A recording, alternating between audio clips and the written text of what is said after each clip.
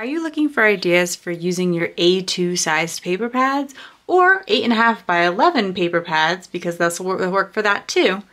Hi, I'm Jess from jesscrafts.com and I'm here to help you make the most of your crafty time and supplies. So let's get making. Today I have A2 paper busting template number 7, which means that there are 6 other A2 paper busting templates available at jesscrafts.com. So from before this video, the link for this particular template is the very first link in the video description, and it will show you how to cut the paper and then assemble it, in this case from one piece of paper, into 2 A2 sized cards. You can go and download all the previous templates so that you have a whole collection of ideas, and I know I'll be releasing up to 10. So I'm going to get started by picking a paper from this Market Bloom collection. I have a spring die from scrapbook.com that I want to use. It's these rabbits, and they make all kinds of cute fun rabbits that are great for spring, but also any time of year. There's like birthday, even has the heart glasses to mix it up for Valentine's Day. So, but I want to use it for like more of a springy look today, just because I haven't got a chance to use it yet, and before it's completely out of season. I thought this Market Bloom paper would be a cute match with it. Maybe putting it with the butterflies. I'm a little concerned that that's a little too much white space.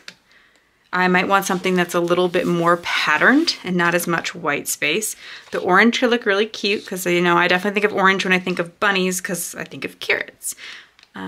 And I like this paper a lot, but I'm concerned that since I'm going to be cutting my paper into strips like that, if I get a little bit crooked, it's going to be more obvious. It's going to be kind of true of anything with lines, but because I'm really kind of trying to mimic that straight line look, it intimidates me.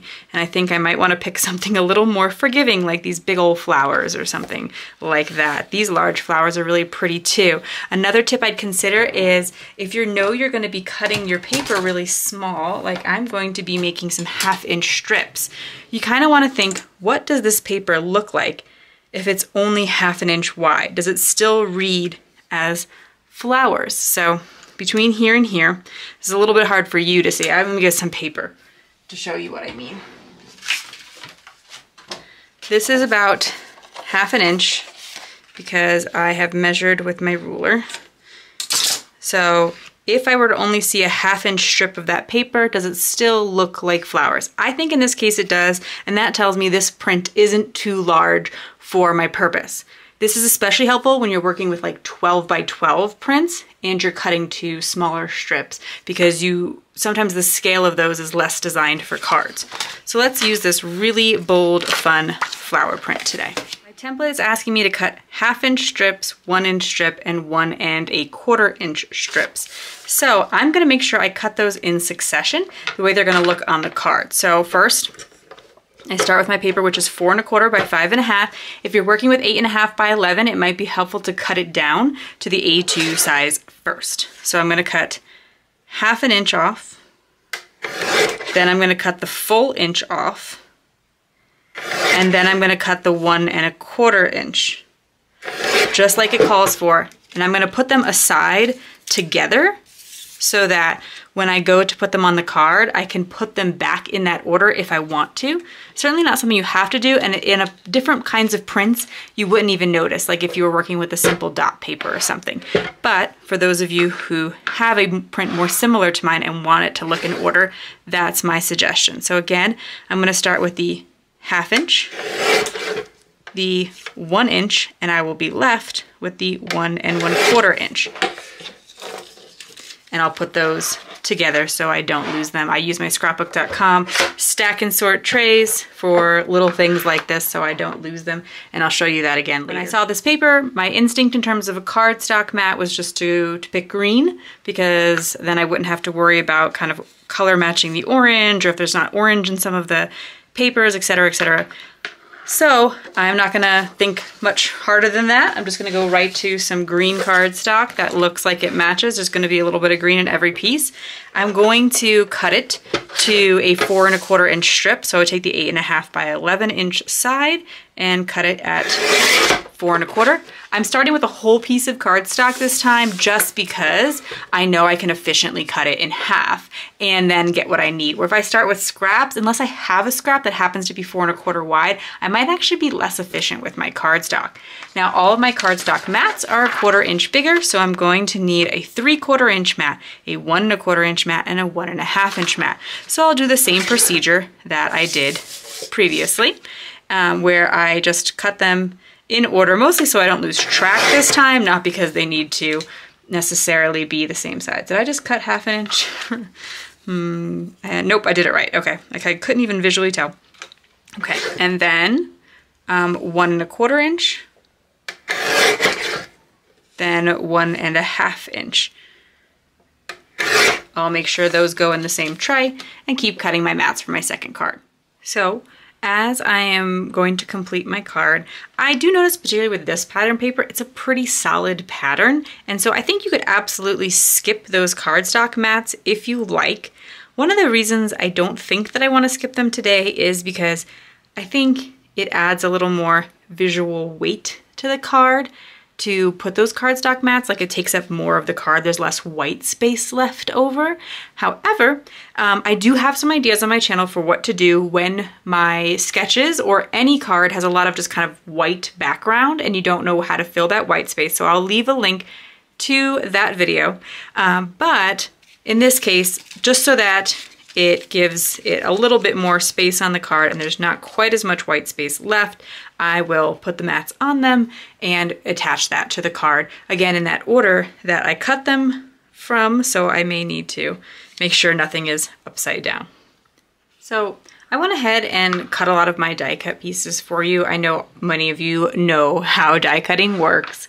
And I'm not going to necessarily spend a bunch of time gluing the little pieces for you, but I wanted to talk a little bit about how I'm going to make certain design decisions. So I had picked this orange paper for the background, but I do notice it kind of blends in a little bit. This is the shadow for the Hello Sunshine. That's actually a separate set of dies from scrapbook.com, but another one of their sort of like spring releases. But I am going to be putting words on top of it, and so I think in the end it will still stand out perfectly nice.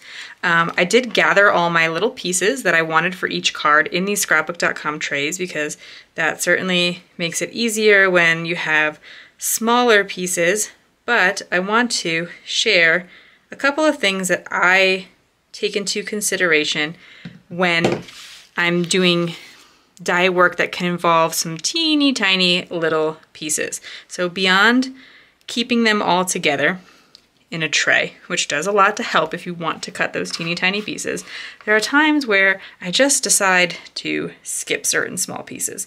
Here, I feel like I can't skip the tittle on the eye, which is the little dot on top, because in this particular case, there's an obvious spot for it within the shadow.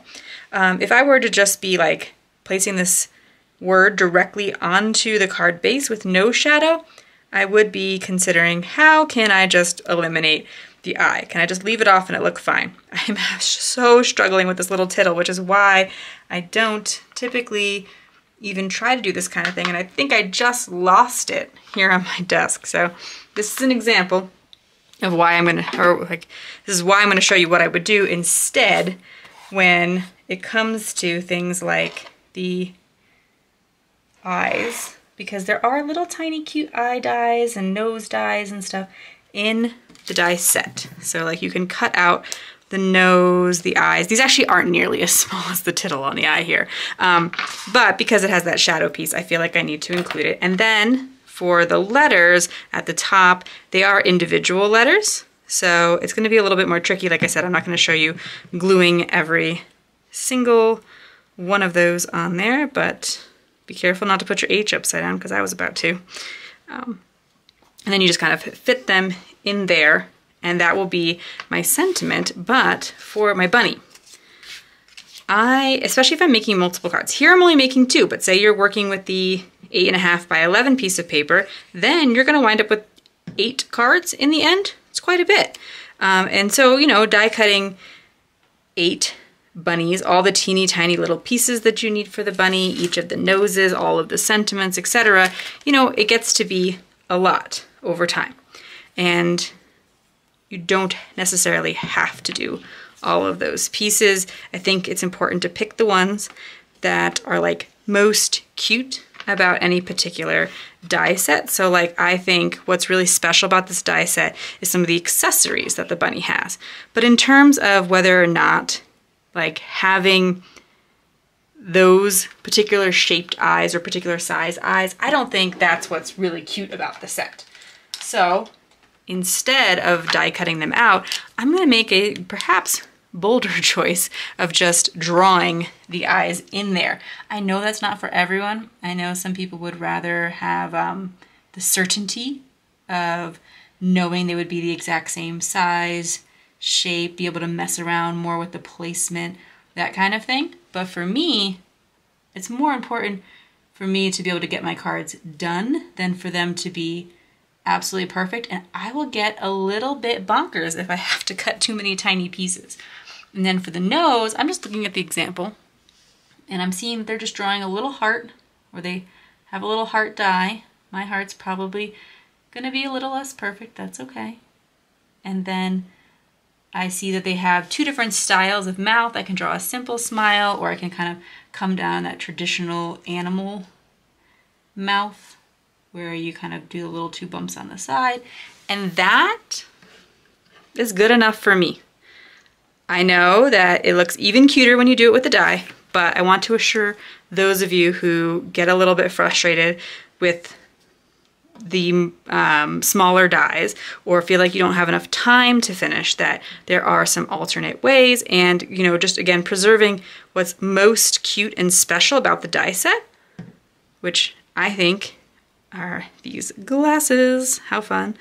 And this little bow tie. I think it's also cute as a little hair bow. Do they show that in there? You can also put it on just like one of the ears instead, or in the middle of the head, however you like it to go. But this bunny has a clear fashion sense. And then we can finish out our sentiment and attach that to the card. Not to mention, I also did cut out the ear bits. Sometimes the ear detail is much smaller on an animal and I won't cut that out, but in this case, it's such a prominent part of a bunny, I think that it makes sense to include it.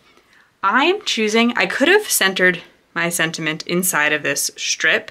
It does fit in there, but I actually wanted to kind of break up the boxiness of these a little bit, kind of take it out of the very sort of rectangular look. So I'm breaking the box there. Another place I might do that is having the bunny hang off the card just slightly. It could make it less likely to fit in an envelope. Perhaps you're hand delivering these and then it doesn't particularly matter at all. And it's a small thing, but I do think he could look cute if he was sort of hanging off the edge. I also do generally tend to like line it up. So maybe like as if he were popping out from behind this layer.